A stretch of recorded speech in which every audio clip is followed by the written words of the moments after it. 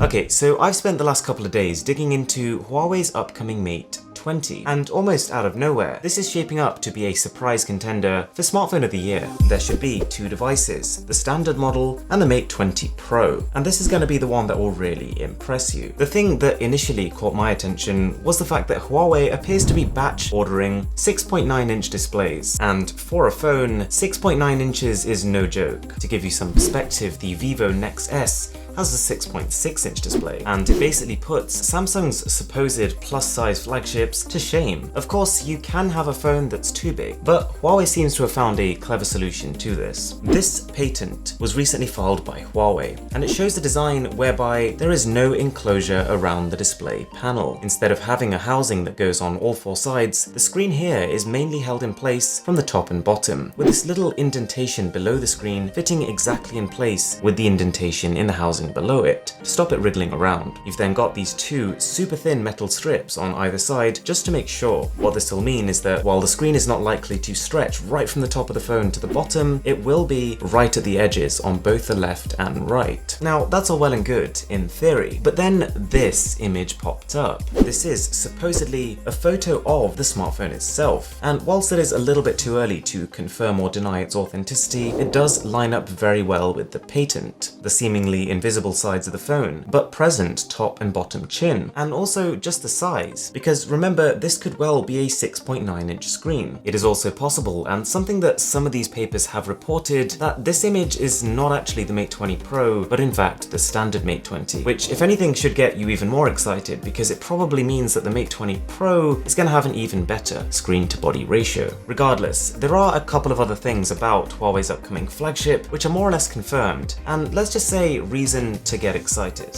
At least a 4,000 mAh battery. Both the Mate 9 and Mate 10 had this capacity, and if anything, Huawei is going to push the boat out even further this year. They've already done it with their 2018 P series phones, with the P20 and P20 Pro coming with 3,400 and 4,000 mAh batteries, versus the P10 and P10 Plus last year, which had 3,200 and 3,750. A next generation chipset, more than likely the Kirin 980. Unlike most smartphone companies, Huawei actually releases their supposedly next generation smartphone at the end of the year. This will be the souped up device, ready to compete head on with Snapdragon 845 powered phones. And to be honest, this is the thing that I'm most excited for, because as much as I love the P20 Pro, the one thing that makes it a bit of a tough sell is a chip that is only 70% as powerful as most other flagships. And here's the thing, with the Kirin 980, Huawei is expected to not just raise the bar for performance, but also to raise the bar for its AI integration. With the Kirin 970, the artificial intelligence can be seen to power tasks such as night mode, which is truly something that no other phone has been able to match thus far. So you can definitely see a situation in which Huawei manages to further improve on this and create opportunities for its smartphones that can pull itself further ahead. And for the real tech heads among you, there is a rumor that is picking up traction that Huawei's next chip will be the first on an Android phone to be built on a 7nm fabrication process. What that means is even greater performance and even greater efficiency versus the current 10nm. And maybe the best part of all of this is that all these Kirin chips you see in Huawei smartphones are built by Huawei themselves, almost exclusively for their own devices. So that means that any artificial intelligence breakthroughs that they manage to come up with that utilize the chips in their phones can't be that easily imitated. And just taking a look around at 2018 smartphones is a very real reminder of how much of a problem imitation is in the phone market. Now, assuming based on their past history that Huawei unveils two devices here, the Mate 20 and the Mate 20 Pro, the Mate 20 Pro is almost guaranteed to have that triple camera setup. You can think of the Mate series as Huawei's answer to Samsung's Note series. They take the innovation and features seen on their primary flagship earlier on in the year and buff it up. So it's almost a guarantee that this already class-leading triple camera setup is gonna make a return, and it's gonna be even better. The phone probably won't have the headphone jack or wireless charging like past iterations, and EMUI isn't gonna be for everyone, but there should be loads of storage, IP certification, so I'm pretty excited. Alright guys, I really hope you enjoyed the video, and if you did, I've got plenty more smartphone news on the channel. My name is Aaron, this is Mr. Who's the Boss, and I'll catch you guys next time.